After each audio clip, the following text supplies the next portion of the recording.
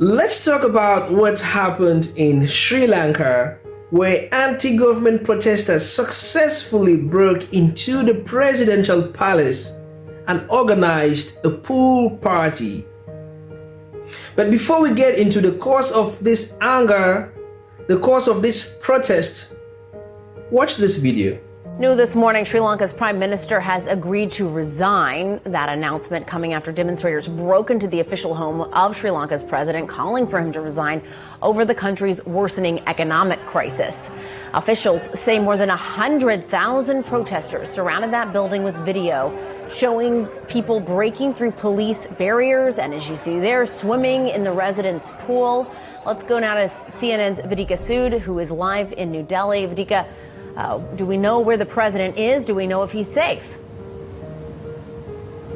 Jessica, we don't know where the president of Sri Lanka is at the moment. That is news that the officials are not ready to give out at this point in time. But what we do know, Jessica, is that he wasn't at the presidential palace when more than 100,000 of these protesters who had converged outside the presidential palace and the secretariat stormed into his residence. You've seen those visuals. These are unprecedented protests we're seeing.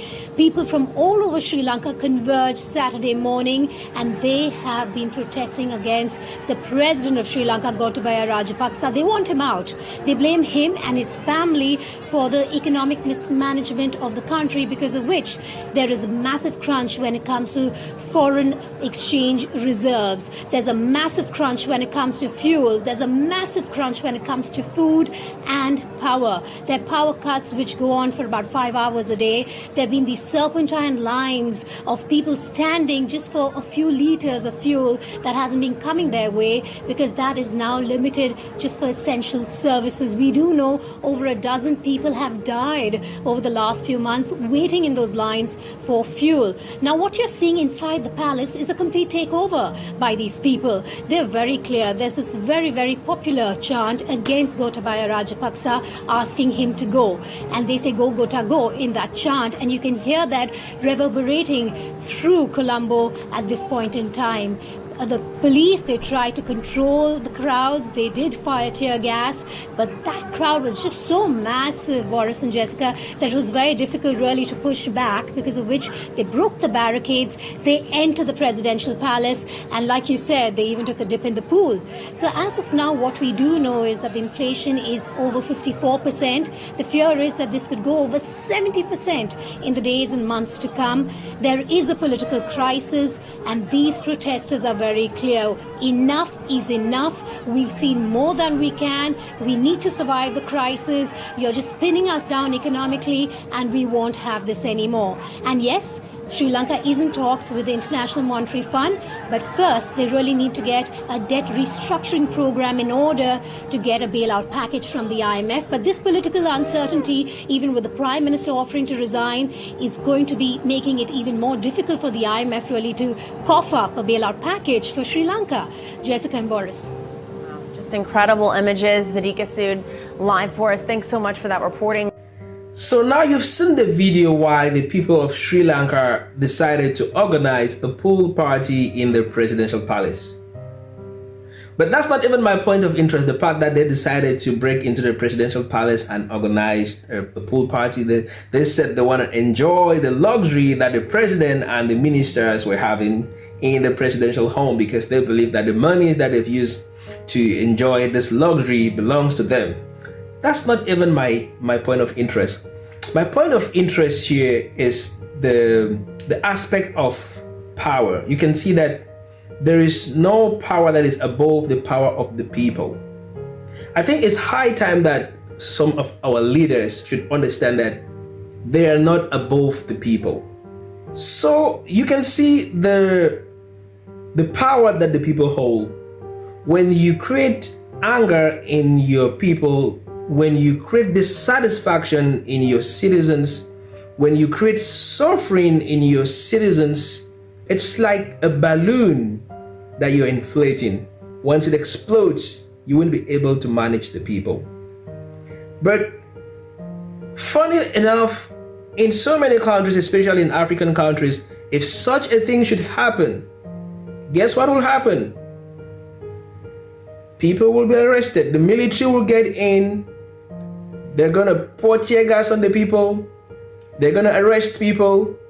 People will go to jail. And the bad governance will continue.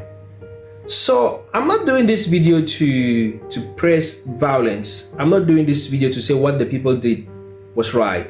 But I'm doing this video to say that leaders, especially political leaders, should not take people for granted. Because the fact that some people are so silent, the fact that people cannot go into the streets, doesn't mean that you should take them for granted.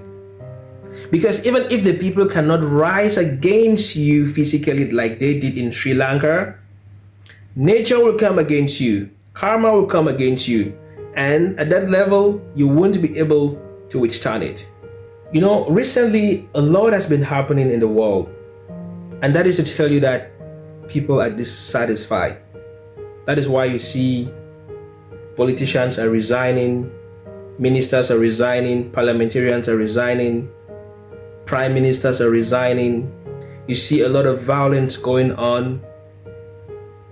Top ranking leaders are being shot in broad daylight. I mean, all this is just to tell you that you cannot rise against or above your own people.